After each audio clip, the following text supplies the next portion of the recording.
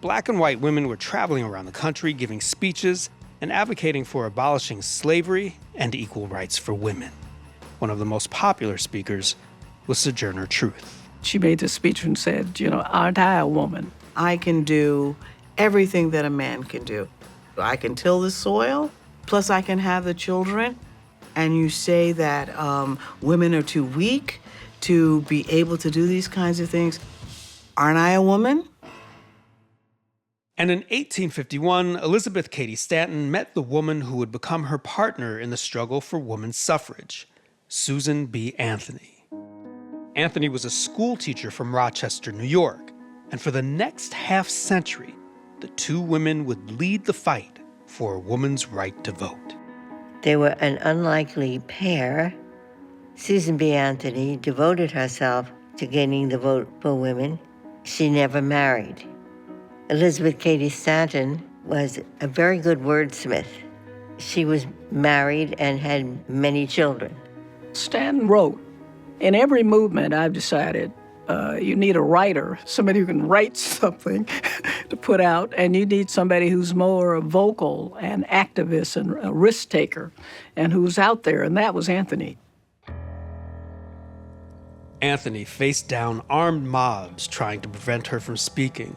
She was hung in effigy and had rotten eggs thrown at her. But she pushed ahead, and little by little, Stanton and Anthony and hundreds of other activists began to gain attention and support for women's suffrage. Then, in 1861, the women stopped fighting for equal rights while the nation fought the Civil War.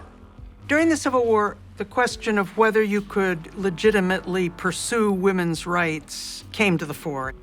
And people decided, no, we can't just go on talking about ourselves as though this war isn't happening.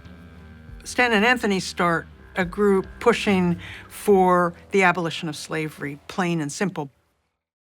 After the war, the Constitution had to be changed so the nation could recover. The 13th, 14th, and 15th Amendments are what we call the Reconstruction Amendments, and they are the amendments which deal with the freedom of African Americans. The 13th Amendment made slavery illegal, but it didn't give 4 million newly freed slaves any rights or make them citizens. So the 14th Amendment intended to fix that by defining American citizenship and giving citizens equal rights. Women like Stanton, Anthony, and Truth thought the 14th Amendment was their best chance for equality in the vote. They were wrong. In fact, for the first time in the Constitution, the 14th Amendment defined voting as a right that belongs to men. Women were dismayed that the word male appears in the 14th Amendment. It indicated to them that they would not benefit from the equal protection guarantee. Didn't include women.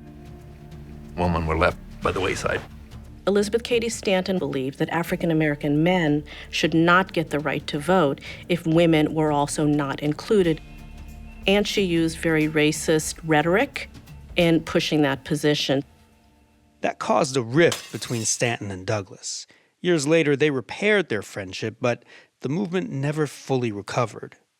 The movement was split even further when the 15th Amendment made it unconstitutional to deny the vote because of race, but not gender. There was a split in the movement because some of the people who had come out of the abolitionist movement said, it's the Negro's hour. Let's give the rights to blacks, and then we can work on this. And some of the women got very upset about this.